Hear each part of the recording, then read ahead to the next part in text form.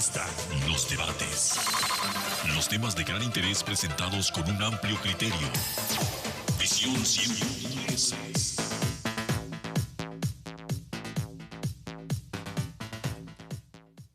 Muy buenos días, como cada sábado les saluda a Adriana Quijano y esta mañana vamos a estar platicando aquí en la cabina con a Patricia Rivera Suárez.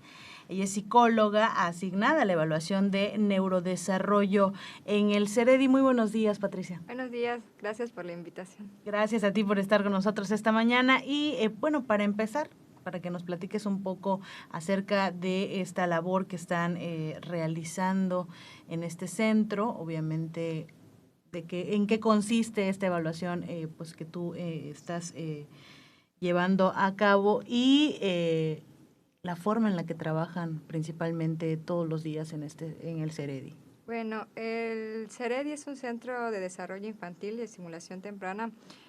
Atendemos a niños menores de 5 años. Los aceptamos desde casi días de nacidos y nuestro objetivo es precisamente evaluar su desarrollo para prevención, ¿no? Para prevención. Y en este caso es un conjunto, es un equipo multidisciplinario en el cual contamos con pediatras, enfermeros, estimulación temprana, terapia de lenguaje y psicología, ¿no? Tenemos 2 áreas de psicología, en mi caso de la evaluación de desarrollo, pero también tenemos el área de psicología que es intervención familiar, porque también le damos este apoyo emocional a los papás que precisamente tienen niños con una condición, ¿no? Estamos hablando de niños muy pequeños que llegan. ¿Cómo es que llegan a este centro? ¿Llegan obviamente porque se enteran de lo que ustedes realizan y van y preguntan o van a través de una orden médica? ¿Cómo es que van llegando poco a poco los El pacientes? requisito para ingresar al CEREDI es tener una referencia médica y por médica puede ser de su centro de salud, o bien de algún médico pediatra, neurólogo, o bien un médico con ellos acudan, no necesariamente de especialista, en el cual estos detectan algún dato de alarma que requiere un seguimiento para determinar ya sea un diagnóstico o bien precisamente darle una estimulación para que se vaya recuperando del niño si el médico presenta algún hito de desarrollo. Sin embargo, ya somos como que más escuchados y ya entre los mismos papás o las mismas personas ya nos van recomendando. Pero el requisito quizás para ingresar al CEREDI es con una referencia. ¿Todos en el caso de autismo o hay otro tipo de circunstancias que manejan a través de este centro? Como te había comentado, también manejamos a bebecitos con algún alto riesgo neurológico. Con esto me refiero a que quizás son bebés que nacieron prematuros y que es un factor que quizás más adelante pudiesen desarrollar un retraso en el desarrollo. No necesariamente, entonces les damos seguimiento. La única población que quizás no manejamos y más bien no manejamos y referimos al CRE son niños con síndrome de Down y o parálisis cerebral infantil. Sin embargo, los que tengan algún rezago en el lenguaje o inclusive motor, determinar si el rezago en el motor va para una estimulación, puede ser ingresado. Algún dato de alarma, generalmente los envían por un rezago en el lenguaje. Es el motivo principal. Y ya con el equipo ya determinamos qué es lo que está causando el rezago en el lenguaje. Como padres de familia, ¿de qué aspectos deberían estar pendientes para decir, bueno, a lo mejor mi hijo necesita una atención más especializada? Ahorita con la pandemia hemos observado que los niños presentan ciertas alteraciones en la conducta. Son muy inquietos, son muy hiperactivos, tienen dificultad para seguir instrucciones y lo primordial que hemos observado es el aislamiento o el rezago en el lenguaje. Esos factores se ha observado que no son causados por la pandemia y muchos papás nos mencionan que quizás fue causado por la pandemia, pero a lo que yo voy es quizás aumentaron y ya podríamos sospechar de algo. Es decir, tener un rezago en el lenguaje es de preocupación. El niño se espera que desde los 12 meses ya tenga alguna intención comunicativa, balbuceos, primeras palabras, y nos están llegando ya niños muy grandecitos que apenas van a decir su primera palabra grande, digamos 2 años, 2 años y medio. Desde ahí es un foco de alerta, en la cual si algún papá observa en su sobrino o en su hijo que tiene 2 años y aún está en palabras aisladas como mamá, papá, eche, agua, entonces sí valdría la pena una valoración para saber qué es lo que está causando ese rezago. Además del tema del lenguaje, ¿hay otro aspecto que pudieran decir si vale la pena prestar un poco más de atención para que desde la casa lo puedan detectar? Las conductas.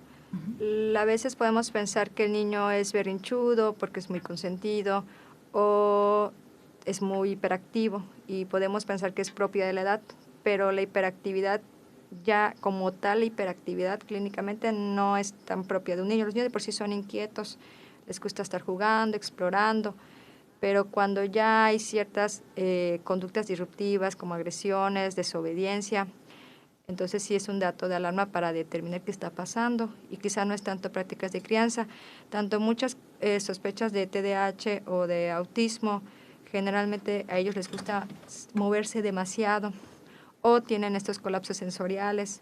Y colapso sensorial me refiero que hay cosas tan pequeñas que les causa mucho conflicto y pueden manifestar berrinches. Entonces no todo es como relacionado a prácticas de crianza o algo como papás, digamos, tiene que ser manejado con reglas y límites, sino algo ya clínico, no dar un diagnóstico de por qué está presentando estas conductas. ¿Hay similitudes entre estos casos que estás comentando, el TDAH y el autismo? ¿Hay algo que pudiera hacer que en algún momento se confundieran? Sí, puede que sí, o más bien sí. Si vemos como de esta manera, el autismo lo conocemos generalmente como el niño o la persona que es no verbal. Pero también tenemos a los niños con autismo que son verbales o las personas que pueden comunicarse por medio del habla. Esos son los casos difíciles, digamos, de diagnosticar. Pero ¿a qué voy con esto? Que un niño generalmente con TDAH no va a tener un rezago en el lenguaje y pueden tener su comunicación verbal.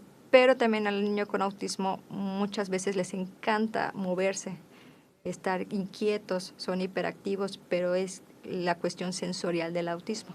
Entonces, ahí sí valdría la pena una valoración para determinar si es autismo o TDAH, o bien puede haber, la mayoría del casi 50% de los niños que tienen autismo pueden tener también TDAH. Que es un dato bastante importante, ¿no? En el caso del centro, ¿cuántos son los niños que actualmente están atendiendo?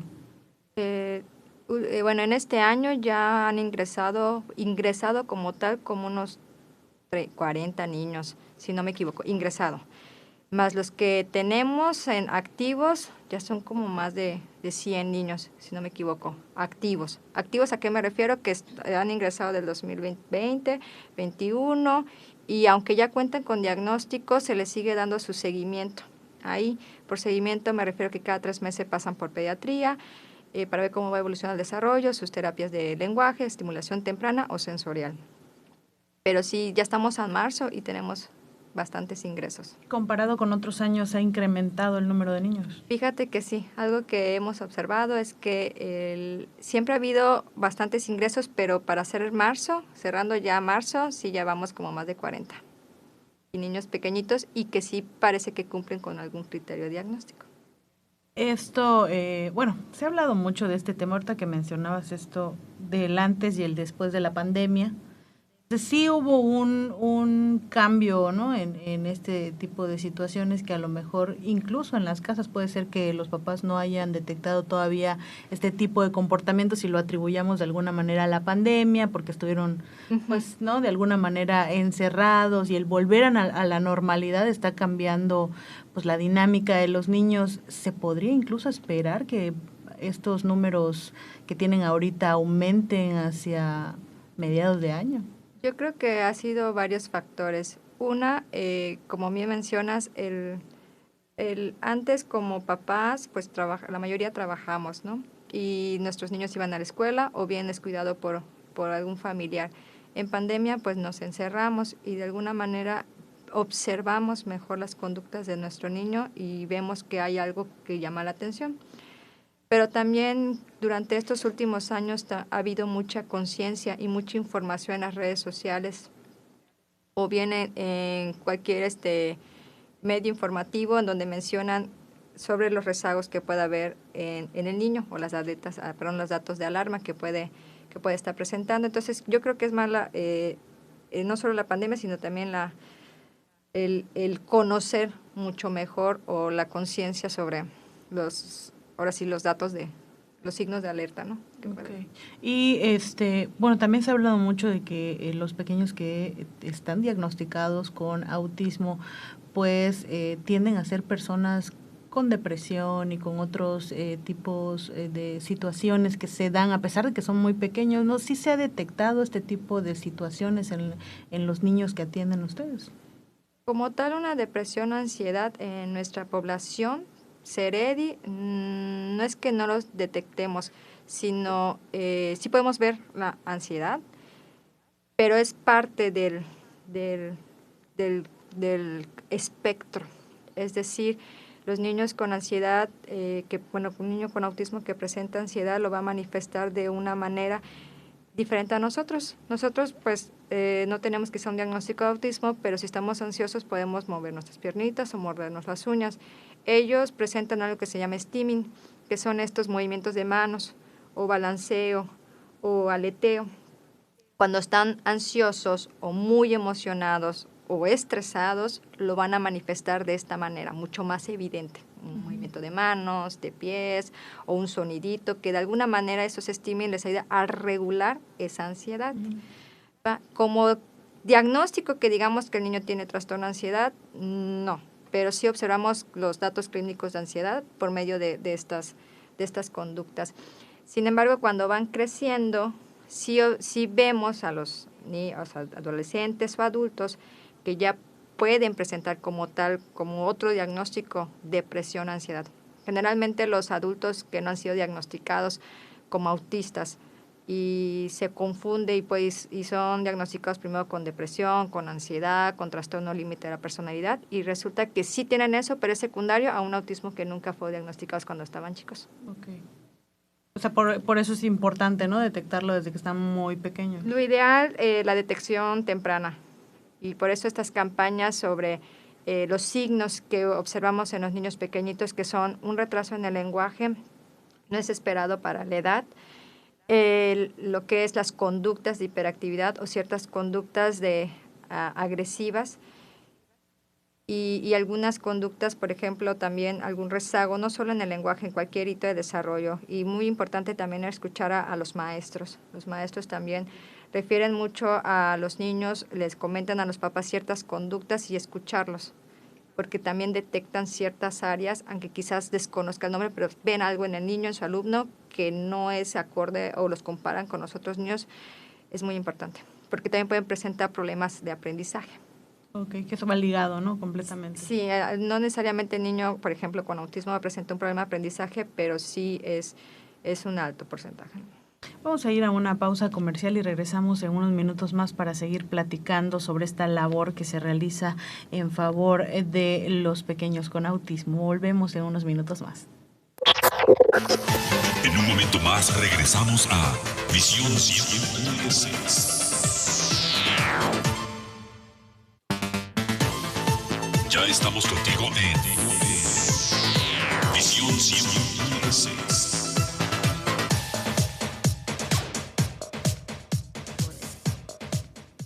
Ya estamos de regreso y para aquellos que apenas nos están empezando a sintonizar, seguimos platicando con Patricia Rivera Suárez acerca de esta labor que realiza todos los días con los pequeños con autismo o que presentan algunos síntomas de autismo. Estábamos platicando entre cortes, que creo que sí es muy importante mencionarlo al aire, sobre esta población de los municipios que viene a recibir la atención, la asesoría que trae a sus pequeños y la constancia con la que vienen, ¿no? Me comentabas que hay municipios que sí vienen y hay otros que no llegan tanto hasta la ciudad.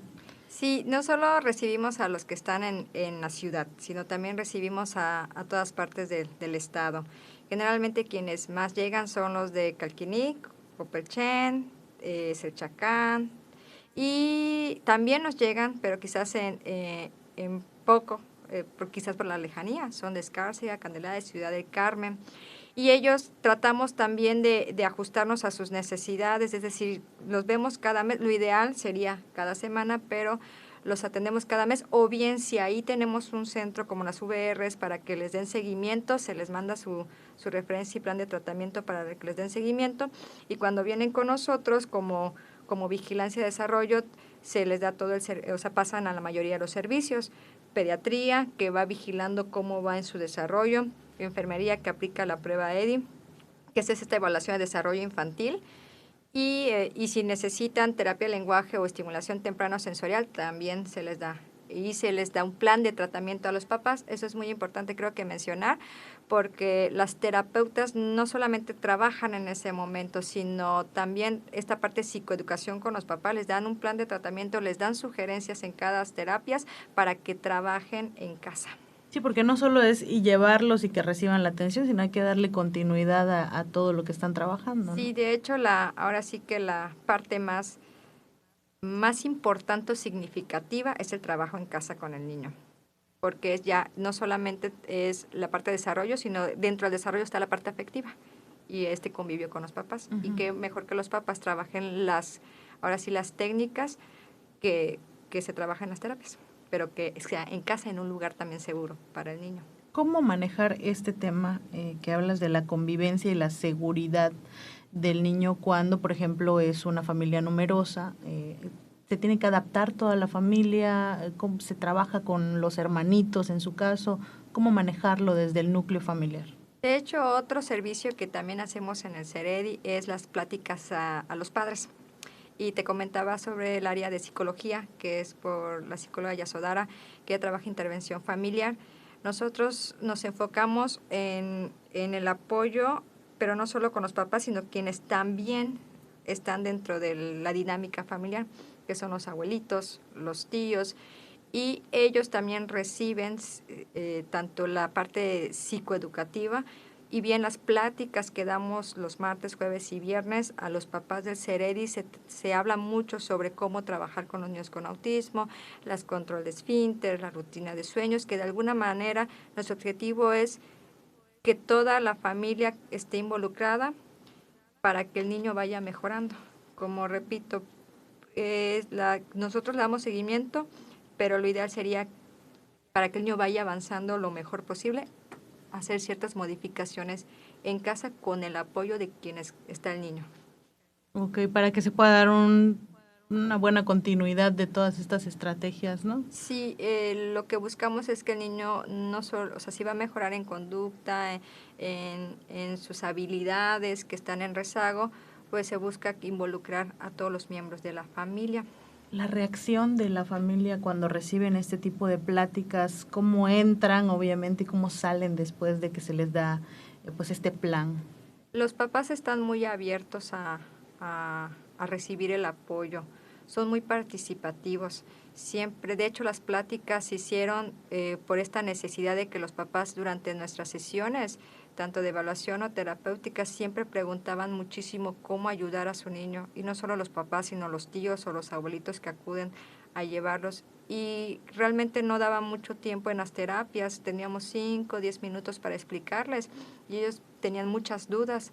Y fue con esto que se realizan estas pláticas ya para ellos. Ya no solo nos enfocamos en los niños, sino también les damos esta guía a los papás. De hecho, la terapeuta de lenguaje, que es uno de los servicios más solicitados, porque nuestra población presenta rezago en el lenguaje, desarrolla unos talleres de lenguaje, explica a los papás, explicándoles cómo es el desarrollo, qué técnicas aplicar con su niño, pero ya enfocado a ellos, que quizás en 5 o 10 minutos dabas las recomendaciones, pero tenían más dudas. Entonces nace con esa necesidad que los mismos papás solicitan. De hecho, tienen uno de estos talleres próximo, ¿no? Para que los papás sepan acerca de esto. Sí, de hecho, el 13 de abril, el CEREDI va a hacer una jornada en el Hospital de Especialidades dirigidas a padres de familia con temas de autismo, donde más bien estos temas fueron escogidos por las necesidades de los papás, las dudas que ellos tienen, y ya ahora sí que les invitamos a no solo a los papás, sino a todos los papás, a los papás de CEREDI, sino a todos los papás que tengan algún familiar, un conocido, un niño con autismo, para que asistan. Vamos a estar el 13 de abril en el Hospital de Especialidades, en el aula, en la sala principal, que está en el tercer piso, a partir de las 8:30 de la mañana hasta las 2 de la tarde con los temas. De todos modos, en la página oficial de CEREDI vamos a estar subiendo información sobre los temas y los horarios más específicos. Ahorita en este mes de abril, obviamente por el Día del Autismo, se dan muchas jornadas de este tipo, se dan marchas, se dan otras actividades. ¿Hay algo en específico, independientemente de que puedan participar en todo esto, que quizás no la gente que lo vive de cerca, como es el núcleo familiar del niño, sino la gente de la sociedad, algo en específico que deban saber para no, de alguna manera, no entorpecer pues el ambiente del niño o no causar algo en el pequeño que pudiera? Porque se ha hablado mucho, por ejemplo, de la pirotecnia, me parece que es un tema que pues por ejemplo, cada fin de año se da de que los padres, ¿no?, hacen sus peticiones, pero hay gente todavía que no logra comprender la importancia de respetar a este sector de la población que son los pequeños con autismo. Sí, precisamente el objetivo de la concienciación sobre el autismo que se hace cada año, el 2 de abril, es dar a conocer el espectro. Y no solo conocer cómo son sus características, sino la aceptación y la apreciación. Es decir, podemos pensar que muchas conductas que presenta el niño que tiene autismo es porque es berrinchudo o no tiene reglas o límites. Sin embargo, es su forma de expresar cómo se siente.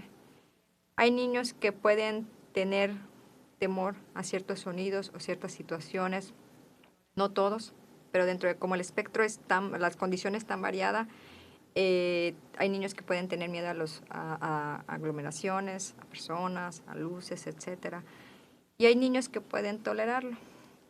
Lo ideal siempre es, claro, no podemos estar diciendo que nuestro niño tiene autismo o está preguntando, pero sí lo que se pretende es el respeto, el no juzgar y el aceptar que una persona es autista y que de alguna manera, pues si sabemos o conocemos que a ciertos niños o personas no les gusta o les irrita algo, pues no obligarlos, porque a veces pensamos que hay que obligarlos para que se adapten a la situación.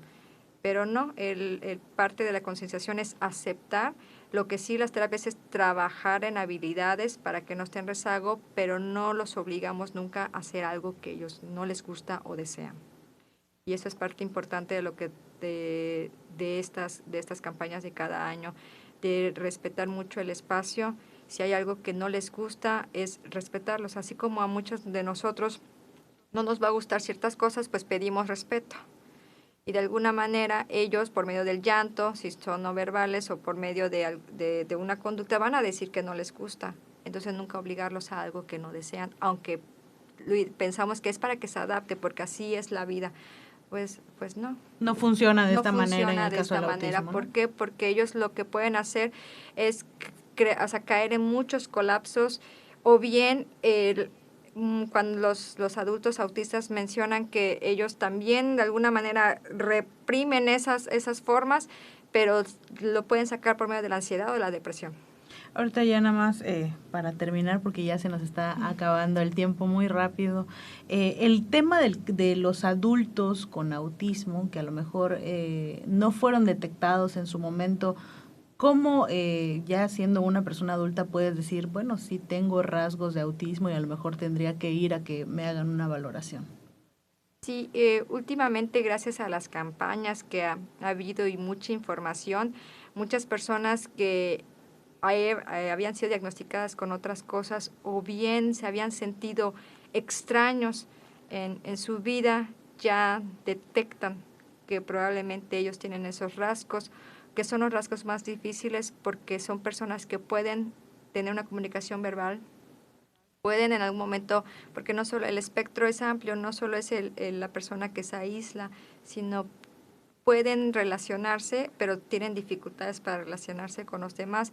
Lo ideal siempre es acudir con el especialista, un psiquiatra, un psicólogo clínico, un neurólogo psiquiatra que conozca mucho el espectro para ya darles el diagnóstico y que de alguna manera, si requieren algún tipo de terapias para sus habilidades sociales, por ejemplo, pues ya tengan estas estrategias, ¿no? Se les enseña esas estrategias, pero sí se les invita a que puedan acudir con algún especialista que ya mencioné, con los que deseen, para que reciban un diagnóstico, ¿no? Y la atención obviamente que requiere. Sí, una atención también oportuna, porque no hay edad para que no se dé una atención oportuna.